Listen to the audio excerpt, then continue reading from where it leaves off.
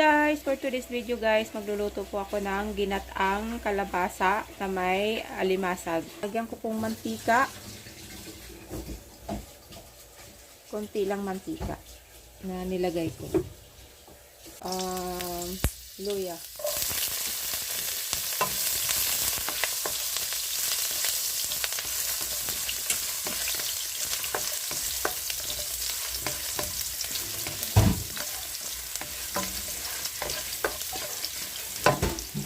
Sunod ko yung bawang.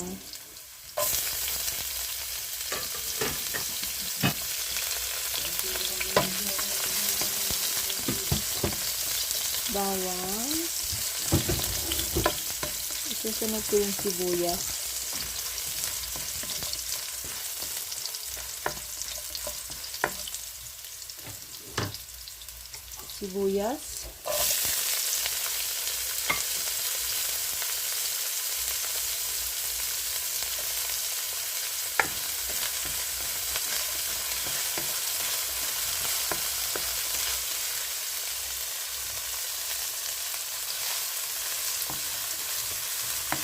Yan, gisa-gisa ko lang itong sibuyas, bawang, at saka luya.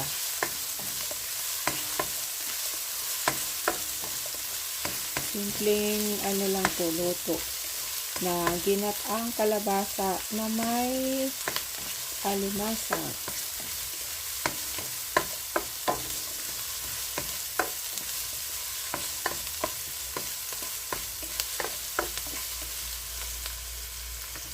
Ngayon, ilalagay ko naman yung alimasag.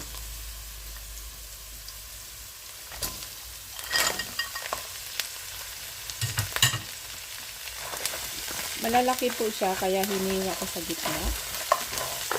Yung alimasag.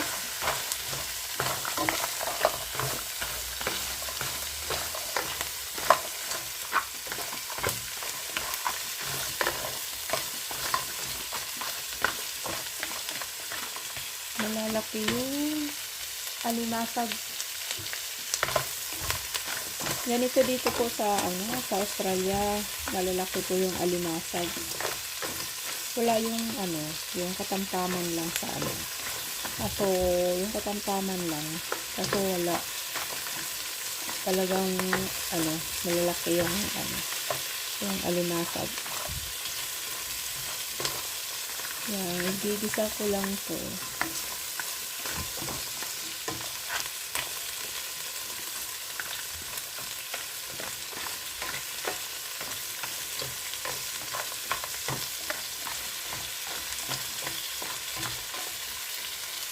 Yan.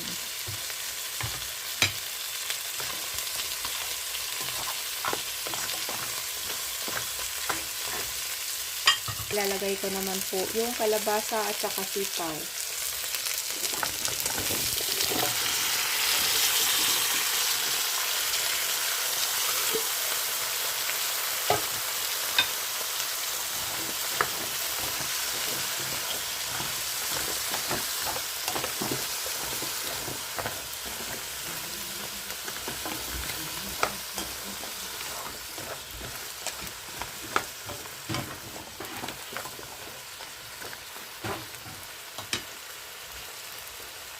Ito yung ginagamit kong gata. Buhos ko na yun dito. Malaki naman siya. Ilang ml to? 400 ml. Yung gata.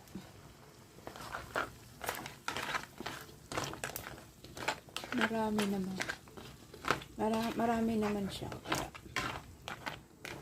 Tapos titimplahan ko na lang to ng asin. Tatakpan ko muna.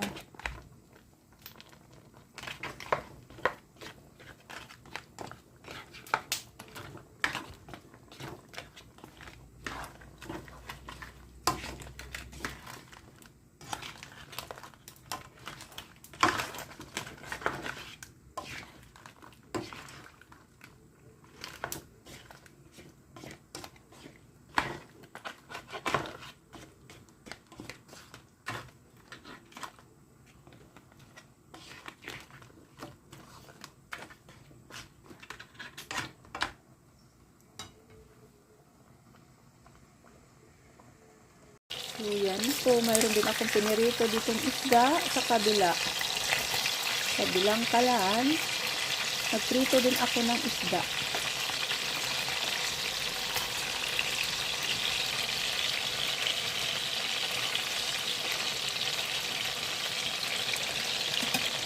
Ayan, nabili ko lang yan. Tinanggal ang pinalinis ko, tinanggal yung ulo. Titikman ko kung pwede na tong aking ginat ang kalabasa na may alimasag. And guys, magbabakyo naman ako ngayon sa dito sa namin, sa dining table sa ilalim. Babakyumin ko kasi maraming kanin na nalaglag. Tapos nagpalit din ako ng sapin sa aming dining table. So, ayan, natapos ko na po siyang papalitan. Dalagyan ko na lang siyang cover na plastic cover sa ibabaw. Ang ginawa ko muna ay binabacuum ko muna bago ko lalagyan ng plastic cover sa sa ibabaw.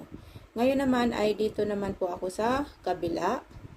Ay nagbabacuum din ako dito dahil marami ding mga pagkain ng anak ko, maraming nalalaglag, kaya kailangan ko talaga siyang ibabakyum. So, ayan, mayroon din dito sa malapit sa computer, marami dito sa ilalim, maraming pagkain yang nalalaglag. So, ngayon po ay kailangan kong babakyumin. Dito sa mga ilalim, marami po talagang nalalaglag na mga pagkain. Dahil hindi siya nadadala sa sa walis-walis lang. Kailangan po talaga ay babakyumin po siya para matanggal yung mga maliliit na Kasi pag niwawalis, hindi kaya. Kailangan po talagang babakyumin yung mga maliliit. So, ayan.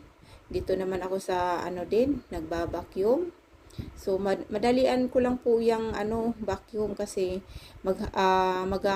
maghuhugas tapos magsusundo pa ako sa sa bunso ko po mga kananay. So, kailangan mabilisan lang po talagang kilos. Pag nanay talaga, marami po talagang gawain. Hindi matapos-tapos. So, yun naman po dito naman po ako nag-vacuum dito sa may bandang bintana. Marami din pong mga alika-alikabok. So, kailangan po talaga siya yung babakyumin sa mga gilid-gilid. Kasi hindi po talaga siya kayang walis-walis lang. Kailangan po talaga siyang babakyumin. So, ayan po mga kananay. Kailangan talaga siyang babakyumin. Dito naman sa may bandang bintana yung aking binabakyum. Dito rin banda sa may computer namin. Yan sa mga bata. Yan yung nila. Marami ding mga pagkain na lalaglag diyan. Kaya kailangan po talaga siyang babakyumin. So, ayan po. Katapos ko naman po ditong mag-vacuum ay maghuhugas naman ako. Pagkatapos dito sa aking gawaing pagbabakyum. Gawaing bahay, marami po talagang gawain na hindi matapos-tapos. Kailangan mabilisang kilos lang po talaga kasi ang dami pang kalaban na gagawin. Marami din akong hugasin. Katatapos ko lang din magluto and then maghuhugas naman ako. Nag-vacuum muna ako. Pagkatapos nito ay maghuhugas naman po ako ng mga pinggan mga kananay. So yan lang po mga kananay, maghuhugas naman po ako ngayon. Sa kusina naman ako maghuhugas ng aming mga pinggan at saka yung pinaglutuan. So yan po, naghuhugas naman po ako ngayon kasi marami pong pinggan at saka yung pinaglutuan na ang aking hugasin. Yan, mano-mano lang po ito para yung aking ginagawa ay mano-mano lang po itong paghuhugas. So, ayan, tinaob ko muna yung mga pinggan. Mamaya ay itataob ko naman doon sa lalagyan namin. So, ayan po, ito po pala yung gamit ko pang hugas. Yan yung ginagamit ko pag naghuhugas ako ng pinggan. So, yan po mga kananay. Samahan niyo po ako. Ako ay naghuhugas. Ay mabilisang ano lang 2 kilos kasi kailangan po talaga alas 2 umaalis na po ako dito sa bahay kasi hinahintay ko pa yung bus. Nagbabas lang po ako papuntang school.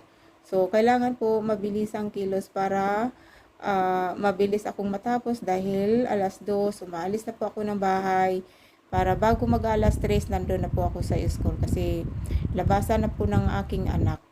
Kaya yun yan po mga kananay. Samahan niyo po ako. Nagluluto po talaga, maraming hugasin. Pagkatapos magluto, ang daming hugasin dahil yung pinaglagyan. Ang dami pong mga hugasin mga kananay. Ganon din po ba kayo din mga kananay? Nakaka-relate din po ba kayo sa akin? Pagkatapos magluto, maghuhugas. Tapos maglilinis sa pinaglutuan. Yan, sa mga asakalan, kailangan lilinisan pagkatapos magluto. Nanay talaga, ang daming kalaban na trabaho mga kananay. Ang daming mga gawain na hindi matapos-tapos. Mamaya naman ay pagkatapos ko nito ay ayan, tinaob ko muna.